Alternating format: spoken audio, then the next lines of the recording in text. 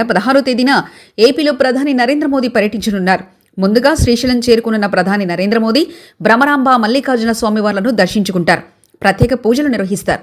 అనంతరం కర్నూలు జిల్లా ఓర్వకల్లు మండలంలో నన్నూరులో జరిగే బహిరంగ సభలో నరేంద్ర మోదీ ప్రసంగించనున్నారు. వాస్తవానికి నరేంద్ర మోదీ జీఎస్టీ 2.0 సంస్కరణలను ప్రజల్లోకి తీసుకెళ్లనున్నప్పటికీ ఈ సభ ద్వారా జగన్పై ప్రధాని నరేంద్ర మోదీ విమర్శలు చేస్తే అందుకు ఆంధ్రప్రదేశ్లోని కూటమి పార్టీలకు అవసరమైన ఆక్సిజన్ మరింతగా దొరుకుతుందని కూటమి నేతలు అభిప్రాయపడుతున్నారు. ఈ దిశగా హస్తినా స్థాయిలో ప్రయత్నాలు జరుగుతున్నాయట. ప్రధాని నరేంద్ర మోదీ ఆంధ్రప్రదేశ్లో పలుమార్లు పర్యటించారు. రాజధాని అమరావతి నిర్మాణ పనులను తిరిగి ప్రారంభించే కార్యక్రమంలో పాల్గొన్నారు. అలాగే విశాఖలో జరిగిన మెగా యోగా డేలోనూ పాల్గొన్నారు. అయితే ఈ రెండు సందర్భాలను ప్రధాని మోదీ మాజీ ముఖ్యమంత్రి వైఎస్ జగన్పై విమర్శలు చేయకపోవడం రాజకీయంగా చర్చనీయాంశమైంది.